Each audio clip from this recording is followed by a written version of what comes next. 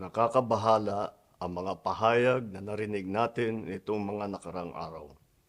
Nandyan ang walang pakundangang pagmumura at ang pagbabanta ng planong ipapatay ang ilan sa atin.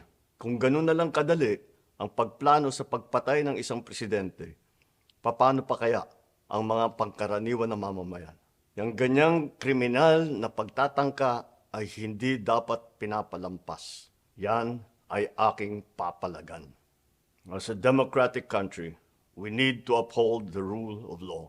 Ako, bilang pinuno ng Executive Department at lahat ng mga nanunungkulan sa pamahalaan ay may sinumpaang tungkulin na tutupdin at pangangalagaan ang konstitusyon at ang ating mga batas. Kaya hindi tama ang pagpigil sa mga halal ng bayan sa paghahanap ng katotohanan. Hindi na sanang hahantong sa ganitong drama kung sasagutin lamang ang mga lehitimong katanungan sa Senado at sa House of Representatives. Ang katotohanan ay hindi dapat itokhang. Tapos na sana ang usapang ito kung tutuparin lamang ang sinumpaang panata na bilang lingkod bayan ay magsabi ng totoo at hindi hahadlangan. Imbis na diretsahang sagot, nililihis pa sa kwentong chicheria.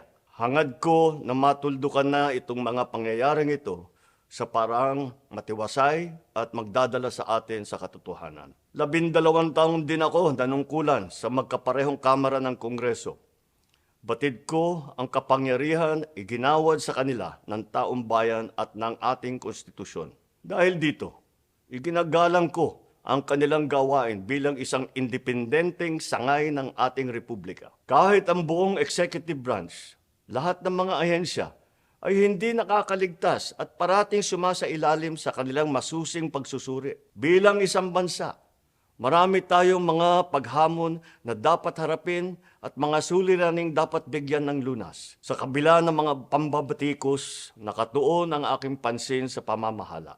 Ngunit, hindi natin ikokompromiso ang rule of law. Kailangan manaig ang batas sa anumang sitwasyon, sino man ang tamaan. Kaya hindi ko hahayaan magtagumpay ang hangarin ng iba na hatakin ang buong bansa sa burak ng politika. Igalang natin ang proseso. Tuparin natin ang batas. Alalahanin natin ang mandato na pinagkatiwala sa atin ng milyon-milyon na Pilipino. Magtrabaho po tayo sa ikauunlad ng Republika ng Pilipinas at para matamo